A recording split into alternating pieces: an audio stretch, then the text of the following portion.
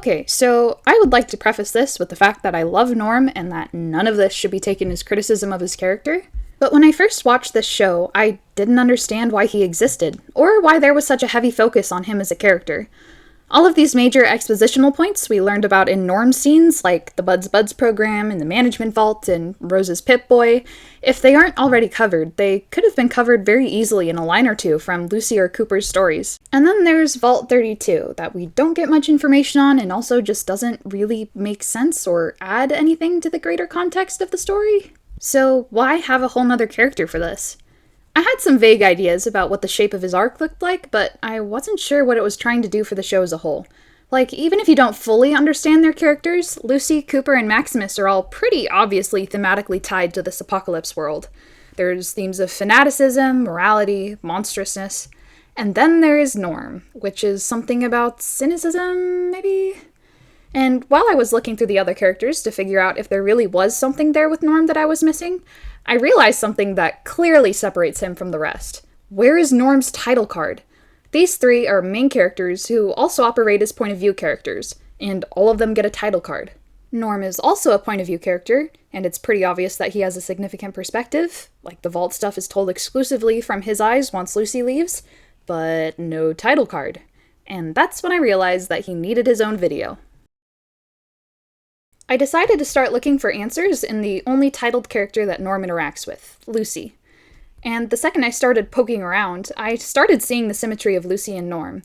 And I realized that it might reveal more of the structure of Norm's arc if we view him as a counterpoint to Lucy. Literally every starting major attribute they have that genuinely distinguishes them as characters operates as the opposite of each other. You have the Golden Rule versus the inversion of Golden Rule. We can do what they would have done to us. Wow. Jeez Louise, Norm. Or in other words, do unto others what has been done to you. You have lax enthusiasm versus even plumbing gets me excited. You have someone frighteningly athletic, and then you also have Norm the Shrimp. No offense, Norm. And the way that they see the vault is the most obvious inverse. Lucy is fully bought in, and Norm is fully bought out. And the more I thought about these two, the more I realized their mirroring extends further than just these basic character traits. Look at this weird pattern that I noticed. Lucy starts out as the opposite of Norm, as we just said. Specifically, we don't see a single drop of Norm's cynicism that motivates him to investigate, but gradually we do see a change in Lucy. She doesn't immediately trust Maximus, she finds the vault suspicious, and actually breaks the rules to investigate. She listens to Moldaver over her father, and she makes her father give up the code, and she goes to investigate instead of just going home. Lucy's arc leads her to gain the exact type of cynical, investigative perspective that her brother starts off the series with. So now, if the symmetry holds up here, Norm should end up with a quintessential Lucy trait. So what does Norm arc into? I started by looking for moments that presented similarly for these two characters. Had to be similar-ish shots and situation, and it had to be critical for both of their developments. And that brought me to two really key moments in Norm's arc. Two moments with vault opening that present clear mirroring for Lucy and Norm, and that also demonstrate Norm's progression. The first time, Lucy has no issue going outside because there's no growth needed here. It demonstrates a starting trait of hers. We see her demonstrating her courage, and she's foiled by Norm being too chicken to follow her. And the second time, Norm is obviously just as scared as he was with the first vault opening, but he overcomes that and goes through the door anyway. Norm is no longer chicken, and he is arced into Lucy-level courage. But this is more than just Norm becoming braver. This particular trait is something that deeply affects his relationship with himself. It deeply affects his worldview, it governs the way he feels the world should be. You can see the depth of this obsessive complex Norm has in this conversation with Betty. It's supposed to be about his angry outburst at the vault meeting, the one where he suggested killing the Raiders. In this conversation, you'd expect Norm to express anger at the Raiders, or even at Betty, but he doesn't. I hid. During the raid, I got in a storage space and I hid. He expresses anger against himself, which suggests that his anger at the Raiders is just a secondary expression of his anger at himself for hiding, both physically when the Raiders attacked, and mentally before then, when he didn't actively speak out about the society that he fundamentally disagreed with. That inaction, or probably what Norm would view as cowardice, led to the society remaining a society that would allow this kind of tragedy to happen. that would be similarly inactive after the tragedy. So, in every sense, it's possible for Norm to view his dad's capture as his fault. And not just that, he's too much of a coward to do what Lucy does and actually go after and save his dad. What a rough emotional spot to be in. It does a really good job of demonstrating the boundaries of his own cowardice and the way that he views himself as, intelligent, flawed, ultimately useless. Which could be part of the reason that he begins searching for answers in earnest. He feels that his inaction in understanding the Vault Society is an expression of cowardice, and he arms himself with information for the eventual goal of fixing it, so that something like this doesn't happen again. But he's not willing to explore Vault 31, to break Vault rules in a meaningful way, until he has this conversation with Chet. So you're just gonna forget about everything we've seen? I feel like this is a good moment for a fresh start. You're a coward. You know that, Chet? We all are, Norm. That's why we live in a vault. This is when Norm realizes that he will never escape his cowardice unless he breaks Vault rules in a meaningful, permanent way, like leaving the Vault, or entering the secret portion of the Vault. And people like Chet will also never be able to escape unless someone like Norm breaks Vault rules in that meaningful, permanent way. For him, it's more than just finding answers and exposing the hypocrisy of the Vault. It's about him moving past his self-loathing. It's him deciding not to hide anymore. It's him embracing his identity as a leader and as a McLean. It's him understanding that he is the only one who can make that decision, who can change, and it is terrifying and beautiful, and he looks so small in the mouth of the Vault, and we're so proud of him. It's a fantastic climax that perfectly mirrors Lucy's first major decision. No, it's not. An absolutely fantastic way to demonstrate growth, some perfect bookending, and a satisfying place to leave his character. That's just not true. So, yeah, that's all I got. Why is she saying... Thank you for... What are you... No, stop. You're not done. So you're saying there are no more Norm scenes? You're saying that there are no more scenes that are clearly meant to be unmistakably impactful to some greater arc of Norm's? Scenes that feel like a climax to an arc that just isn't the one you talked about at all? Wait. Nothing comes to mind? No scenes like that? Wait, I had something for that. Okay, what? hold on. Let me see. After finally opening his eyes and seeing the reality of the Vault, he's forced to go back to sleep. Nature's kind of society forces you into blind complacency. No, there's a reason you deleted that. It's because you know it's not satisfying at all. Shut up, I know. This last scene feels like it's supposed to be what everything is leading up to, and the way you describe Norm's arc, it's just not the arc that matches with this climax. This climax belongs to some other Norm arc, clearly. It's a different Norm arc than the Courage arc you described. And then look, you have all these questions that are still unanswered.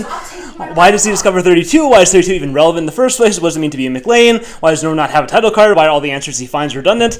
And also, tell me, even with the Norm Courage arc, which is coherent and does make sense, does it really make Norm a necessary part of the story? Why is he here at all? Why are you here at all? I feel like I could delete him from the show and no one would even notice.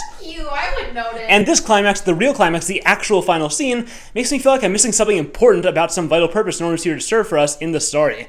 Or rather, you are missing something important, so tell me what it is. You are not done with the video. Back to work, Squirk. Go away, shut up, get out of my house. Okay, so Schnee is somewhat right about the fact that this scene feels like a climax to something. Some bigger, more complex arc than the simple Courage arc, I guess. But you know what? That doesn't negate the fact that this is also a climax, and that it is absolutely about Norm's increasing courage. This makes sense and is complete as an arc. But the fact that this climax comes just before Schnee's climax means that this valid, smaller Courage arc does something significant within the context of the greater arc. Norm's newfound courage allows him to do something that triggers the completion of the Master arc. Whatever that is. Okay, so I think the first thing that needs to be defined is what Norm has to be courageous against. In order to be courageous, you have to actually be afraid of something. Whatever that fear is, it's probably a gigantic blinking arrow to the greater arc. And here's the thing about Norm. His fears, while I don't know exactly what they are yet, definitely feel specific.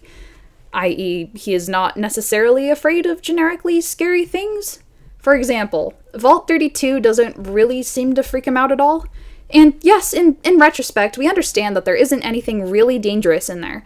But something killed the people in Vault 32, and Norm doesn't know what that is yet. There is still a chance that there is still a threat somewhere over there. And even without the impending danger, Vault 32 just feels like an inherently scary place. There are lots of corpses, bloody writing on the wall, people sardines, flickery lights, and rubble. It's basically a vault version of a haunted house. And yes, there might not have been something living and malicious there, but I don't really consider myself a coward, I don't think, and I would be scared. But it's almost like Norm doesn't even notice that this is a situation where he should be scared. There's no hesitation, there's no am I brave enough moment like there is with Vault 31. He just goes. And yeah, you could make the point that he's already been there, but that just makes me more inclined to think that he'd avoid the scary place that he knows is scary. This moment with 32 is very different than this moment with 31. Okay, so I have good news and I have bad news. Bad news is that Norm doesn't really give us much emotional data to work with in these scenes. The most you get from him is kind of this resigned, bleak curiosity. The good news is that Norm is not the only emotions factory in this scene. Chet is here! And not only that, the thing that he reacts to the most is not what you'd expect. It's not the corpses, it's not the bloody writing, it's not the dead crops. It's this one little video clip of an experiment with rats. Population grows. The mice fight for once bountiful food, for once endless space. They eat each other in their desperation to survive. Why does this scare him so much? The easy, obvious explanation is that he sees the vault and his fellow vaulties in this clip. It's a nightmarish portrayal of the ugly reality that is vaults, one that would scare any true Vault member who is fully bought into Vault life, like Chet. So why doesn't Norm react to it then? Why isn't this a big moment for him too? We know that Norm is absolutely capable of this Chet brand horrified response. We see it very clearly in this reaction to Vault 31. But why did it take Norm so long to emotionally get to where Chet was here? More to the point, how is it that he is even capable of getting there at all? Isn't he supposed to be generally unsurprised by the ugly reality that is the vaults? Hasn't he always had a cynical view of them? Before we even get to what accounts for the extreme time gap between their responses, I think it's interesting to note just the difference in what they do after 32. Norm wants to go further, he has confirmations that his suspicions about the vaults were correct, and now he wants to expose it and fix it, or at the very least, stop blindly following it. But Chet refuses. And we see that it's not just that Chet's afraid. We see a difference in his life and Norm's life. Norm doesn't think he has anything substantial left to lose, whereas Chet does have something that he can lose. Chet can go back to his life as a vaultie, and there's a place for him. He has a people. He has a family, sort of. He has a child, sort of. And he has a home. For Chet, the raid was a nightmare that he can wake up from, and visiting 32 and all the horrors he experienced there are part of that nightmare. And that's done now. Vault Society almost collapsed, it was close, but management took care of it, and things are back to normal now. And it's unfortunate that he is a rat, but he's made his peace with it. He has to make peace with it to keep his happy Vault life. For Norm, Vault life was the nightmare, and the raid was waking up. For Norm, the raid exposed in undeniable ways the faulty foundation all of Vault Society is built on. And the people who are trying to carry on like nothing happened are just delusional. Why can't they understand that we live in a fundamentally broken society? There need to be changes. Gigantic, sweeping changes to everything. That's where Norm is, at the scene with Chet. And that freaks Chet out. He realizes that Norm doesn't care about Vaulty life, he doesn't value all this amazing stuff Chet now has to lose, and he doesn't actually care about Chet, doesn't really care about the rest of the Vaulties either. To Chet, Norm is another apocalypse waiting to happen, and Chet's rejection reinforces that even when Norm finally feels like he is starting to find a place for his uniqueness and potential, he will never be valued or accepted in a vault. Looking at it from this perspective, Norm's decision to enter Vault 31 isn't just an act of courage. There is so much more wrapped up in this for him. It's an act of necessity, he sees Chet's rejection as all of Vault life rejecting him. It's an act of desperation, he's alone now, and it's all up to him to fix everything. And it's an act of anger, not just for the raid, but anger about himself and his place in Vault Society, or really his lack of a place. These are feelings that have been building up for Norm's entire life. He's angry at the fact that he feels like what he has to offer is useless in the only version of a functioning society that he knows. He secretly dreams of destroying that society, not just because of recent events and what they proved about Vault life. For him, it's very personal, because he knows that his type of intelligence should have a place. He knows that he can be useful, even as the type of coward that he is, because his intellect gives him the fortitude to face uncomfortable truths, to make plans and then actually carry them out. In his courage arc, he proves to himself that he can do that, and that makes him feel more real than he's ever felt. Let me put it this way. Imagine you're in a maze full of rats looking for cheese. Everyone you know is a rat, and everyone is content to spend their lives getting lost in the maze, and not only are you not content to do that at all, but you know you're not a rat, and you look at yourself and you see a human being with a human brain and human talents. But everyone else in the maze tells you, no, you're a rat. Why are you such a terrible rat? You're so bad at doing rat things. And you can't just tell them, no, it's because I'm something else, because no one in the maze knows anything else. Like, don't be silly, there's nothing except rats in here. And the problem isn't just this social difficulty, it's that you're in a rat maze in a lab, and your human brain realizes how incredibly fucked up that is, even though none of the other rats understand that or would even care about it if they did. But now, weirdly, it's all starting to come together, because you've named all the animals in the garden and you've realized you're different. And after gaining some distance and finally doing something as a human, exercising your humanness for once, you start to understand. Thank God I'm here to see this. Thank God there's a randomly full-brained human in here who can save all these poor, mindless animals.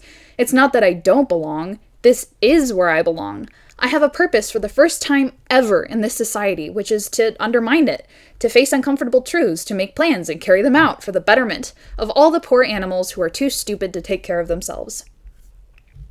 That is really the pride that Norm walks into Vault 31 with. This is where I do my thing as a non-rat, as a non-Chet. And what does he learn? The whole point of the rat maze is to breed managers like you. Yes, you heard right. You are specially bred to be this way. You are just another rat in an even bigger maze. And all of these qualities that you thought set you apart, made you special, gave you autonomy and independence, the sense of norm that you've only recently come to associate with empowerment and purpose and respect. Yeah, we made that. We bred that into you. And those plans for destroying your dysfunctional society and remaking it, that's us too. That's what we were all about. We've been doing that in bigger ways than you can imagine since before you were born. From the Shady Sands all the way back to the OG end of the world. That was us. And we're thrilled that you finally embraced what the admin team has planned for you to become. That is the cheese at the end of the tunnel. Congrats! You've proved yourself the most successful rat of them all. And rats don't get title cards. His final scene isn't even placed with all the other climaxes. It's in the montage about the lead up to the apocalypse. The title card characters are all exploring different ways people deal with the apocalypse, and Norm's story is part of how those apocalypses are caused in the first place. It's people like him, clever boys who destroy the societies they are born into because of a greater vision they have, who firmly believe that they are fundamentally different, fundamentally better than the blindly obedient rats that they are surrounded by. People like the management he was bred to be. And this is where we see that same horror on Norm's face that we saw on Chet's face in 32. Norm is experiencing that exact brand of existential dread, now, but in a much more profound way than Chet ever did. And this time, Norm is not brave enough, and he tries to run away, he tries to escape. But no, he's already trapped in the maze, and really this is the maze he's always been trapped in. It's in his blood. It is him. Norm is just a construct, a product. Just another piece on this f***ed up chessboard where the prize for winning is causing the next apocalypse. Okay, thank you so much for watching. If you like this, please subscribe.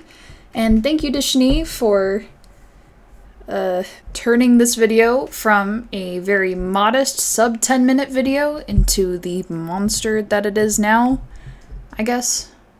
Sort of. If I wasn't so annoyed with him, I would tell you to go subscribe to him as well. But I'm annoyed, so...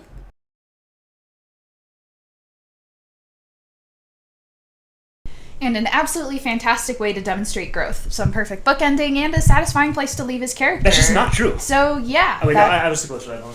Ah! Okay, let me move the chair.